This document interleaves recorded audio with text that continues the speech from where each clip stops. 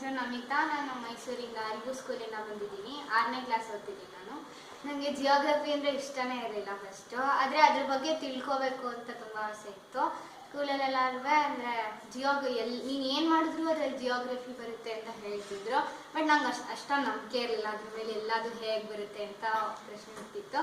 ಆದ್ರೂ ನಾನು ಅಂದರೆ ಒಂದೊಂದು ದಿನ ಎಲ್ಲ ಅಂದರೆ ಅದು ಭೂಮಿ 15 ಡಿಗ್ರಿ ವಾಲುತ್ತೆ ಆ ಥರದ್ದೆಲ್ಲ ಹೇಳ್ಕೊಡ್ತಿದ್ರು. ಬಟ್ ನಂಗೆ ಅಷ್ಟೊಂದೇನು ಇಂಟ್ರೆಸ್ಟ್ ಇರಲಿಲ್ಲ ಅದರಲ್ಲಿ. ಆಮೇಲಿಂದ ಮಂಜು ಆಂಟಿನ ನಾನು ಇಲ್ಲಿ ಕರ್ಕೊಂಬಂದರು. ನಾನು ಸ್ಲೈಡ್ಸು ಆ ಥರ ತೋರಿಸ್ತಾರೆ ಅಂತ ಅಂದ್ಕೊಂಡಿದ್ದೆ. ಬಟ್ ಇಲ್ಲಿ ಬಂದ ಮೇಲಿಂದನೇ ಒಂದೊಂದಿದ್ರೂ ತುಂಬ ಆಕ್ಟಿವಿಟಿ ಮೂಲಕ ಒಂದೊಂದನ್ನು ತುಂಬ ಅದ್ರ ಒಳಗಡೆ ಚೆನ್ನಾಗಿ ಹೇಳ್ಕೊಡ್ತೀವಿ ನೀವು.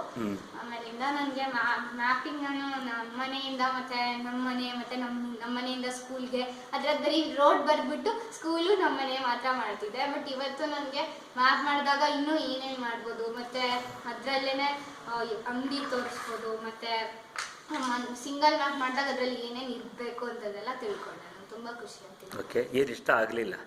ನನಗೆ ಎಲ್ಲದೂ ಇಷ್ಟ ಆಯಿತು. ಎಲ್ಲ ಇಷ್ಟ ಆಯಿತಾ? ಓಕೆ, ಇವಾಗ ನೀನು ಸ್ಕೂಲ್ ಹೋಗ್ತಿಲ್ಲ ವಾಪಸ್ಸು, ನಿಮ್ಮ ಫ್ರೆಂಡ್ಸ್ ಜೊತೆಲಿ ಇವಾಗ ಏನು ಹೇಳ್ತೀಯ ಅವ್ರಿಗೆ ಜಿಯೋಗ್ರಫಿ ಬಗ್ಗೆ?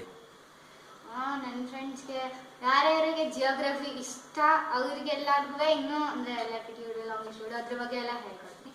ಯಾರ್ಯಾರಿಗೆ ಇಷ್ಟ ಇಲ್ಲ ಅವ್ರಿಗೆ ಇಷ್ಟಪಡೋ ಹಾಗೆ ಮಾಡಬೇಕು. ಸೊ ಬೇರೆ ಉದಾಹರಣೆ ಕೊಡಬೇಕಾಗತ್ತೆ. ಬರೀ ಲ್ಯಾಟಿಟ್ಯೂಡ್ ಲಾಂಜಿಟ್ಯೂಡ್ ಅಂದರೆ ಬೋರ್ ಅಡಿಸ್ಬಿಡುತ್ತೆ ಅವ್ರಿಗೆಲ್ವಾ? ಸೊ ಸುತ್ತಮುತ್ತ ನೋಡಿದಾಗ ಏನು ಜಿಯೋಗ್ರಫಿ ಕಾಣುತ್ತೆ ಅಂತ ಉದಾಹರಣೆ ನೀನು ಕೊಡೋಕ್ಕಾದರೆ ಅವ್ರಿಗೂ ಈಸಿಯಾಗಿ ಗೊತ್ತಾಗುತ್ತೆ ಅವಾಗ ಅಲ್ವಾ? ಓಕೆ.